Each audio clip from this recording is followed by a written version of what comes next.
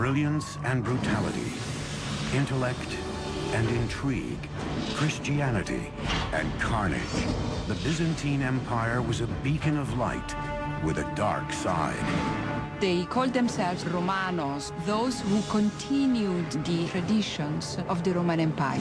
Led by rulers who exercised absolute power and architects who pushed beyond Rome's engineering marvels, the Byzantines constructed the ancient world's longest aqueduct, virtually invincible city walls, and a colossal domed cathedral that defied the laws of nature.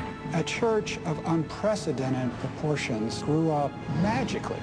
But carrying on the Roman legacy came with a price. He blinded 14,000 men, leaving every 100th man with one eye. The Byzantine Empire was the dominant civilization during the Dark Ages. But after a millennium of rule, its engineering feats would betray them, as an ancient light was extinguished in the glare of modern warfare.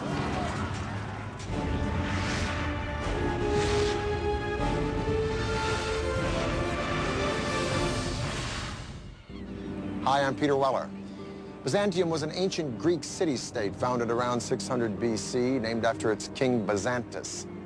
They settled here because of this thin strip of water that connected Asia to Europe and the Black Sea to eventually the Mediterranean. This strip of water is called the Strait of Bosphorus, meaning bull track from ancient mythology. Byzantine today means scheming or old or devious.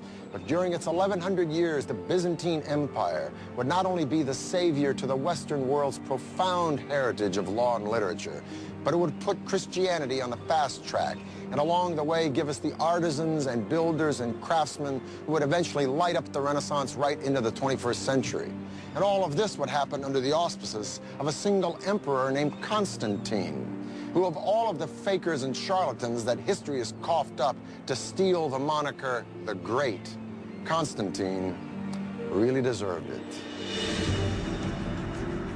November 8, 324 AD. After 2 decades of bloody civil war, the Emperor Constantine has finally seized sole control of the entire Roman Empire. He is a leader with a vision, a brilliant strategist, and a man without limits. He became emperor really through his own wiles. He is ruthless in the way he assumes power. Constantine the Great was one of those rulers that changed the world. He inherited a Roman Empire which had been divided into 2 parts. Constantine would reunite the vast empire, ruling over its western and eastern halves. He was a very astute politician, and he was faced with the problem of both administering and of managing this enormous realm. Just 6 weeks after ascending to the throne, Constantine journeys to the edge of the empire, to a remote spot in modern-day Turkey. Constantine took a spear and traced the outline of the city in the dirt. His entourage was somewhat amazed at the extent to which he intended to build the city. He is said to have commented, "I will go as far as until he who leads me stops." That line would become the boundary of the empire's great new capital, Nova Roma, New Rome. And from that sketch would rise a glittering city in the center of a great new empire. The city would come to be known as Constantinopolis, Constantine's city. Constantine effectively shifts the center of the Roman Empire and founds a new center. He was moving away from Rome with its old rivalries, political infighting, vested interests and so forth, to create something quite new, which he could mold. Constantine's vision for his new city would be built upon the engineering techniques perfected during the Roman Empire. There was a grand campaign of construction, of building forums, marketplaces, to build the kind of buildings that ancient Rome had. But Constantine's rule would be marked by one major distinction. Unlike any previous emperor, he would harness the power of another ruler. His name was Jesus Christ. Christianity is really on the rise.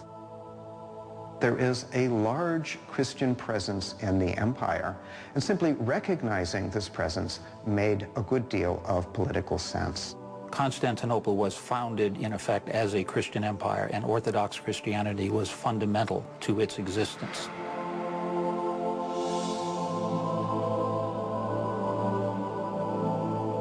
Now we have to remember that even though Constantine was venerated by Christianity, he's still an emperor. In other words, a dictator who's not only killed his son, his stepson, but also his second wife, all on the same trip to Italy.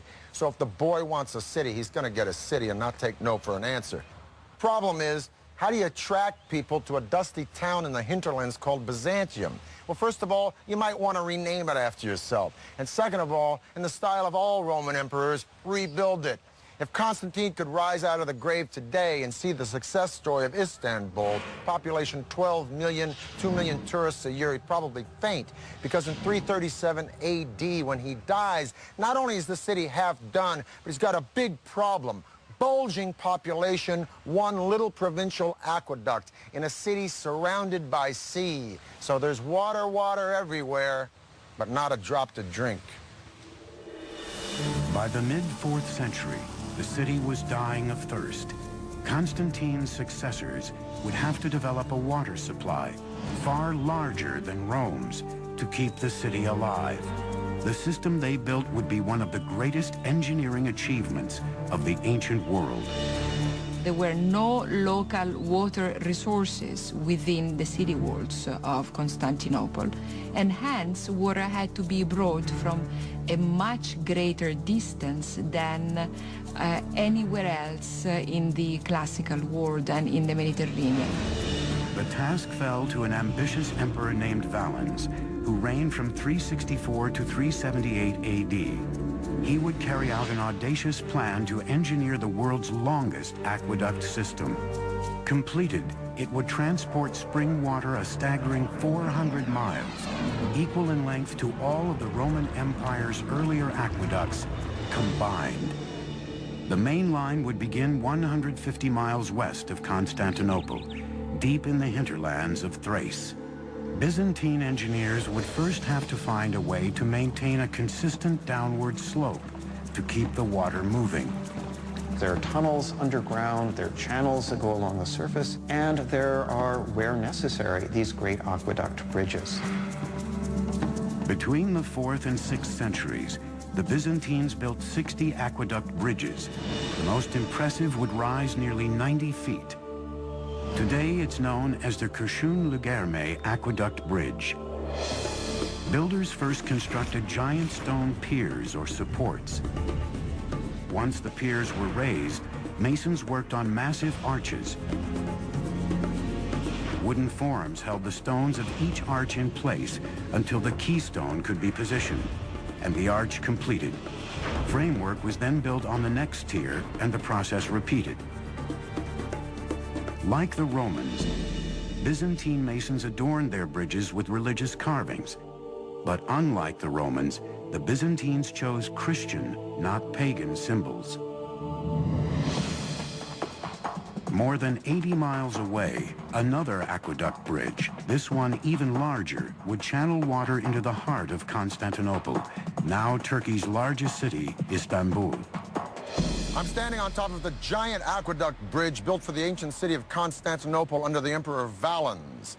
Boy, does that name ring power to you, Valens. Now, the entire aqueduct span is 150 miles, but just this section between two hills in Constantinople is 11 football fields long. And boy, did it take care of the city's water problem. But it not only took care of the water problem, just as we've seen in all of the empires, if you want to make a political statement with a public work, you build it big.